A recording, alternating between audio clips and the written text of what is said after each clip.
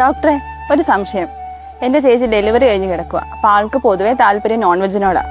അപ്പോൾ അത് ഈ സമയത്ത് കഴിക്കുന്നതുകൊണ്ട് എന്തെങ്കിലും പ്രോബ്ലംസ് ഉണ്ടോ?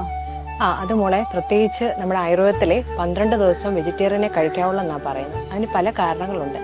ഒന്നാമത് നമ്മുടെ ഈ പ്രസവത്തിൻ്റെ ആ പ്രോസസ്സ് കാരണം ഈ നാഡീഞരമ്പുകളെല്ലാം നന്നായിട്ടൊന്ന് ഇളക്കം വന്നിട്ട് നമ്മുടെ ശരീരം ഫുള്ള് നീര് വെച്ചിരിക്കുന്ന ഒരവസ്ഥയാണ്.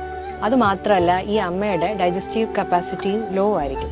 അപ്പം നമുക്ക് ഹെവി ആയിട്ടുള്ള ഫുഡ് അവോയ്ഡ് ചെയ്യുന്നത് തന്നെയാണ് നല്ലത്. പിന്നെ ഈ നോൺ വെജിലുള്ള ഉപ്പ്, എരിവ്, പുളി ഇങ്ങനെ മസാല ഐറ്റംസ് എല്ലാം ചെന്നിട്ട് അത് മുലപ്പാൽ വഴി കുഞ്ഞിന് കിട്ടും. അപ്പോൾ കുഞ്ഞിൻ്റെ ഡൈജസ്റ്റീവ് സിസ്റ്റത്തിനും ഇത് തകരാറുണ്ടാകും. പിന്നെ അമ്മയ്ക്ക് പലതരത്തിലുള്ള സ്റ്റിച്ചുകളുണ്ടാകും. എപ്പിസോട്ടമി സ്റ്റിച്ച് അല്ലെങ്കിൽ സിസേറിയൻ്റെ സ്റ്റിച്ച് ഉണ്ടാകും.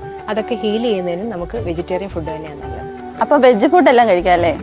അതല്ല മോളെ, ഇലക്കറികൾ നമുക്ക് കൂടുതലായിട്ട് കഴിക്കാം. പക്ഷെ കിഴങ്ങ് വർഗ്ഗങ്ങൾ ഒഴിവാക്കണം. കടല അധികം കഴിക്കാതിരിക്കുന്നതാണ് നല്ലത്.